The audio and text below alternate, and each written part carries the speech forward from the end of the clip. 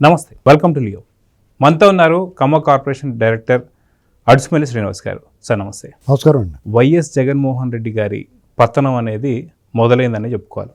వాస్తవానికి గతంలో కూడా ఇలాంటి చర్యలే చేసుకొని పార్టీకి 151 నుంచి 11కు పరిమితమయ్యారు. నిన్నగాక మొన్న అంబటి రాంబాబు గారితో లాభాష మాట్లాడించి చంద్రబాబు నాయుడు గారిని కంప్లీట్గా పార్టీకి పతనానికి తనే కారణమయ్యాడని చెప్పుకోవచ్చు. ఇప్పుడు జోగి రమేష్ గారు వంతు వచ్చింది, తను కూడా నోటీసులు వచ్చే పరారులో ఉన్నారు. ఇప్పుడు కార్యకర్తలు కూడా చూసి గతంలోనే చాలామంది పెద్దలు వెళ్ళిపోయారు. ఇప్పుడు కార్యకర్తలు కూడా నువ్వు ఇంకా ప్యాలెస్కి పరిమితం అయితే ఏంటి, కుట్రలకి తావు ఇవ్వద్దు అని చెప్పేసి అంటున్నారు. సో మొత్తానికి పార్టీ పతనం స్టార్ట్ అయింది అనుకోవచ్చు అంటారా? ప్యాలెస్లో పడుకోకుండా వచ్చి ఇంపిస్తాడండి మల్లం అనమాట. ఇప్పుడు నిన్న జరిగిన ఇన్సిడెంట్ గురించి వీళ్ళు బాధపడుతున్నారు. ఇప్పుడు వీళ్ళు ఏమడుగుతున్నారు, నువ్వు వచ్చేదో పీకే అంటున్నారు, అంతేగాని నీ బుద్ధి లేదా? మన వాళ్ళు ఏదో మాట్లాడుతుంటే చెప్పొద్దా? నువ్వు దోలు తీర్చి బేడ మిగిల్చి ఇంటికి పంపించారు కదా మనల్ని, నువ్వు ఇంకా మారకపోతే ఎలాగా? వీళ్ళు ఎలా మాట్లాడుతున్న వాళ్ళు నోరు ముగించాలి కదా, మన పద్ధతి మార్చుకోవాలి కదా. ప్రజల్లోకి వెళ్ళాలంటే మనం మారేమో, నేను మారిన మనిషిని అని చెప్పాలి కదా. నిత్యం మాకు అందుబాటులో ఉండి మనం జరిగింది ఏదో జరిగిపోయింది మంచి మాట చెప్పాలి కదా. గతంలో జరిగిన పొరపాట్లు నేను చేయనని చెప్పాలి కదా. అలా చెప్పకుండా మళ్ళీ వస్తే పీకులు తీసేస్తాం నరికేస్తామంటే, పెట్టుబడిదారులు తరిమేస్తానంటే, ల్యాండ్ టైటిల్ యాక్ట్ మళ్ళీ అదొకటి మాట్లాడలేదు. నువ్వు ల్యాండ్ టైటిల్ యాక్ట్ మళ్ళీ పెడతానంటే అవుట్ మళ్ళీ. వాళ్ళు నువ్వు మార్పు రావు, నువ్వేం చేస్తే ప్రజలు ఓడిచ్చారు దాన్ని మార్చుకుని నువ్వు నేను మారాను, పరివర్తన వచ్చింది, పశ్చాత్తాపంగా నేను తప్పులుంటే క్షమించండి, ఓటమికి బాధ్యత నాదే అనాలిగా. ప్రజల మీద వేస్తున్నావు నువ్వు, నా డబ్బులు తినేసి నువ్వు ఓట్లేదని మీ బాబు సొమ్మిచ్చావా, ఏదో మాకు అభిమానం ఉంది కాబట్టి నీ అంకాలు ఎడుతున్నావు అని చెప్పాలి. వాళ్ళు కూడా మారాలి. వాళ్ళు రప్పని జుట్లు వేయించుకుని రప్ప అని వీళ్ళు ఎగురుతుంటే జనాలు అసహించుకోరా? అతను ఎవరో ఒక కామెంట్ పెట్టాడు, ఒక వీడియో, మా ఉషక్క చెప్పింది రప్ప నరికేయమన్నది అంటున్నాడు. రప్ప నువ్వు నరికేస్తే చూస్తూరుకుంటారు వీళ్ళు. మేము వచ్చిన తర్వాత 2.0 అంటున్నారు. ఇంకా 3.5 ఏళ్ళు, ఇంకా 2 ఏళ్ళు పూర్తి అవ్వలేదు. ఇంకా నా 5 నెలలు పోతున్నాయి కానీ 2 ఏళ్ళు అవదాం. మీకు భారం అయిపోయి, అధికారం కోల్పోయి, బొరపాడైపోయి మీకు ఎన్నాళ్ళు అయిపోయింది అన్నట్టుందేమో. ఇంకా సంవత్సరం అయ్యింది, ఇంకొక 5-6 నెలలు ఉంది. ఇంకా 2 ఏళ్ళు పూర్తి అవ్వడానికి పైగానే ఇంకా 3 ఏళ్ళు సుదీర్ఘ తీరం మీకు. అది చేరుకోవాలంటే ఈ లోపల మీకు ఇలాంటి సీన్లు ఎన్ని జరుగుతాయో. ఓ మంచి మాట ఆయనకి చెప్పాలా. ఆయన మారకపోతే మీరన్నా మారి అతను చూపించాలి తప్ప, యథా రాజా తథా ప్రజలు అతను నిద్రపోతూ ఉంటాడు మౌన తిన్న పావులాగా. వీళ్ళందరినీ అతను క్యాడర్ ఇవాళ పోతాం ఏంటంటే ఎప్పుడో పోయారు, ఎప్పుడో మట్టి కొట్టుకుపోయింది లీడర్ క్యాడర్ అందరూ కూడా. ఎప్పుడైతే బొమ్మ బొరిసి అయిపోయిందో 11 సీట్లు పడిపోయాడో అదంతా కూడా వాపే కానీ బలుపు కాదని అర్థం అవ్వలేదా?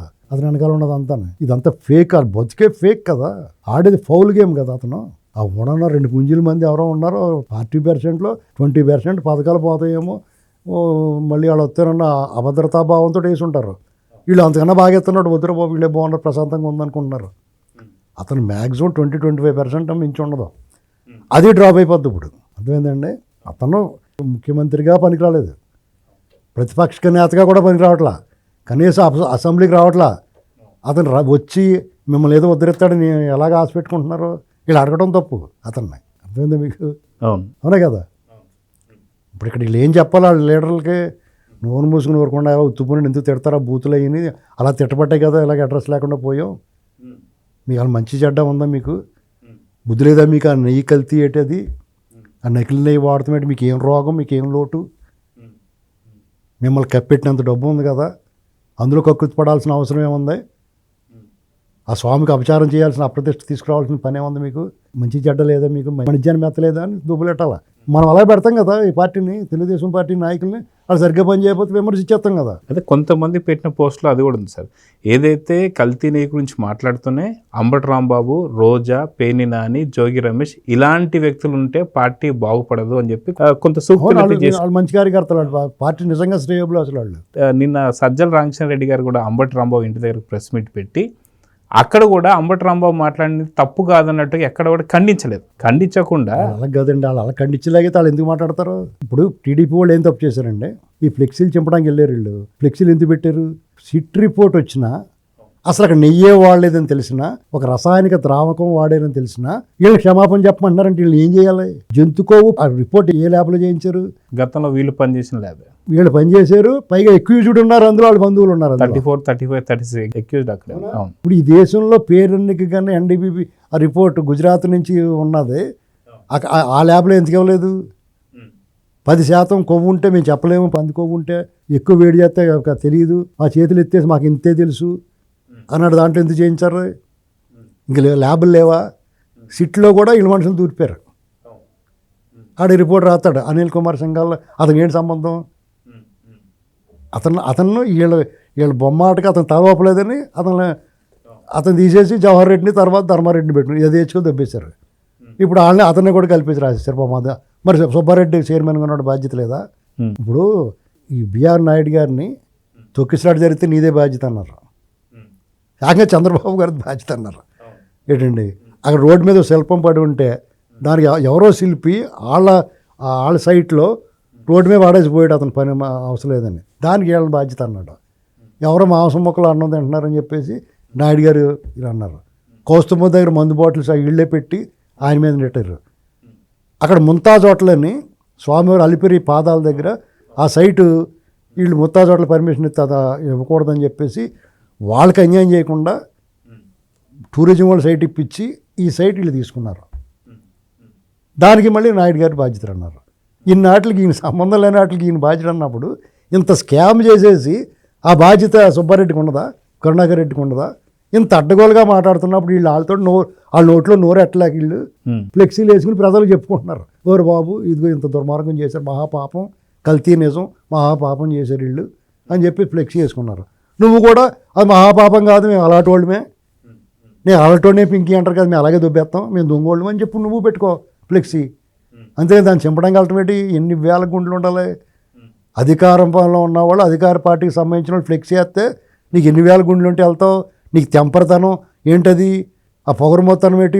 పళ్ళు రాలు కొట్టక, ముఖం పగల కొట్టక అదే పని చేశారు వాళ్ళు. ఇందులో తప్పే ఉంది?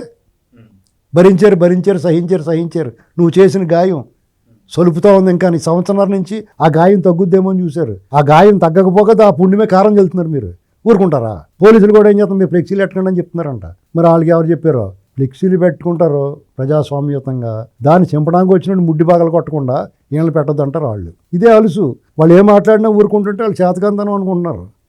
వాళ్ళు మంచివాళ్ళు రా బాబు, వాళ్ళ పద్ధతి అయిన వాళ్ళు ప్రజాస్వామ్యతంగా ఉంటారు, వాళ్ళ జోలికి మనం వెళ్ళకూడదు, మంచోడు కోపం రాకూడదు రా బాబు అనుకోవాలి. మంచోడు కోపం అయితే మెడలు ఇచ్చేస్తారు. ఊరుకున్నాడు కదా మెదలకుండా ఊరుకుంటే ఒక లాగ్ వాడు పీకితే ఏమైపోతారో అదే అయింది.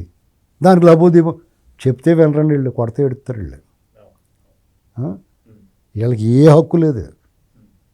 కొడితే కొట్టించుకోవాలి, గెలితే గెలిచుకోవాలి. ఎందుకంటే వాళ్ళు చేసిన తప్పులు అలాంటివి. వీళ్ళు ఏం కొట్టరో తిట్టరో మాట్లాడిన వాళ్ళు వీళ్ళందరూ. వాళ్ళ జోలికి వెళ్ళి చంద్రబాబు నాయుడు గారిని అన్ని మాట్లాడిన తర్వాత అన్ని ఏం చేసినా తప్పులేదండి. ఆయన నీకేం అపకారం చేయడు? పేరునని ఎన్ని మాటలు మాట్లాడుతున్నాడు? జోగి రమేష్ అన్ని మాటలు మాట్లాడినారు, ముద్దెట్టుకుంటారా?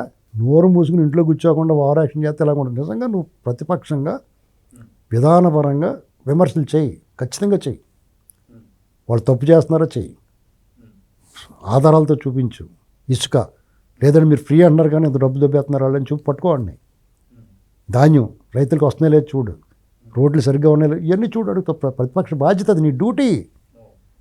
అసెంబ్లీకి వస్తాం మానేసేసి రోడ్డు మీద పడి నీ నోటుకు వచ్చినట్టు తెస్తాను. నువ్వేమో 6 నెలలు నరికేయండి, గంగారమ్మ జాతర ఇలాంటివన్నీ మాట్లాడితే బుద్ధెట్టుకుంటారా? వీళ్ళు చాలా మంచోళ్ళు కాబట్టి ఇప్పుడు కూడా చెప్తున్నాడు ఆయన ఇలాంటివి వద్దురా బాబు మనకని. బాబు గారు వీళ్ళు ఏం చెప్తున్నారంటే కేడరు, మేము చేసింది వాళ్ళు ఒకరికే కాదండి, హెచ్చరిక మీకు కూడానే. వాళ్ళు నోరెత్తితే ఎలాగుంటుంది, నోరెత్తినోడిని మీరు వదిలేస్తే మేము ఇలాగే ఉంటామని చెప్తున్నారు. చూద్దాం సార్, ఖచ్చితంగా వైసీపీ ఎవరైతే పోస్టులు పెడుతున్నారో కార్యకర్తలు దీన్ని చూసినా సరే జగన్మోహన్ రెడ్డి మారతారు లేదా చూద్దాం. మరి నమస్తే, నమస్కారం అండి. Please subscribe to Leo news for more videos.